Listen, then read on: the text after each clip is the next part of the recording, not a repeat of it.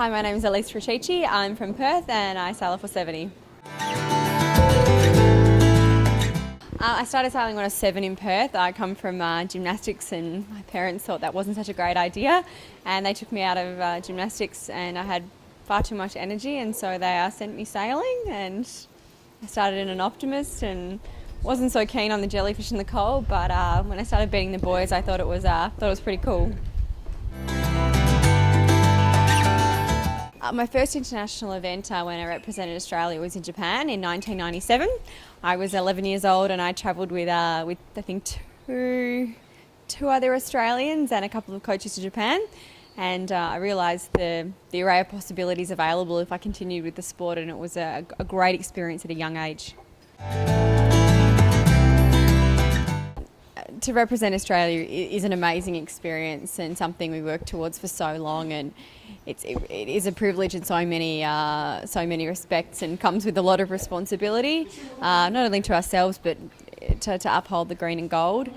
Beijing was an amazing experience at the Olympics and really quite surreal and quite amazing going there for the first time, and looking forward to hopefully the opportunity to represent Australia again in London.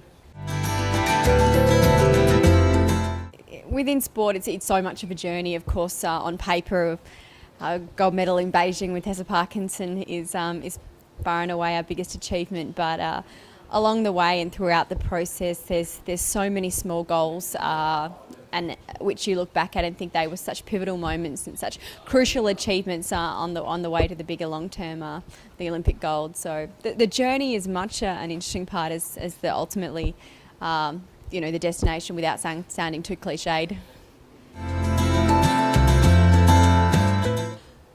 I enjoy competition first and foremost, but over and above that, sailing is a very multi-dimensional sport. It combines obviously the physical aspects, the athleticism, combined with the complexity of the psychological game and the strategic game. And at many times the variables can be frustrating in trying to manage what often is quite erratic and chaotic, but that's where being able to see direction through that and juggle all the balls in the air makes sailing a very unique sport and very challenging as an opportunity to challenge yourself.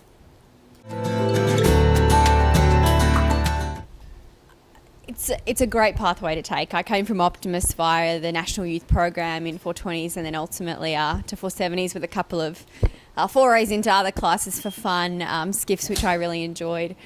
It's a huge commitment, but a very rewarding at the same time, and I think it's about having a really honest and realistic chat with yourself about your goals and what it is you're willing to sacrifice to achieve them.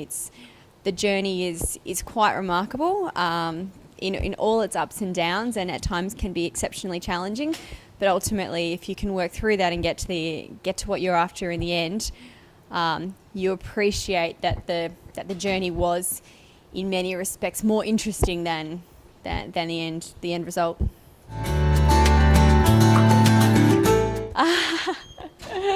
I can't imagine I'll be wearing green and gold in 10 years' time, but whatever I'm doing, I know that it will be. I'm very goal driven, and I like to be chasing something. And when I took a couple of years out from sailing, I played around in other sports I missed the physical pain, and I miss the psychological game with yourself, and the stress that comes with it.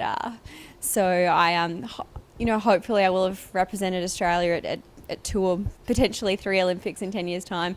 Fingers crossed, maybe come away with more than 1 medal. But the focus at the moment is for me on London, the process of getting there, and then in 10 years' time, I'll be happy and hopefully sporting some more bling.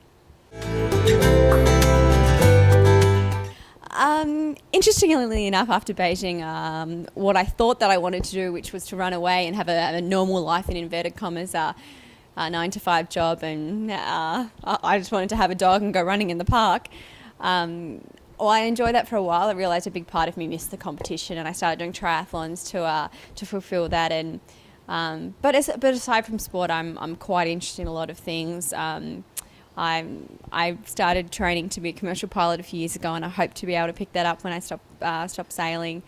and just spending more time, which I have done in the last few years, doing a really diverse range of things, which when you're single-mindedly chasing an Olympic goal doesn't really allow. So post Olympics, I'll be enjoying life on the other side again.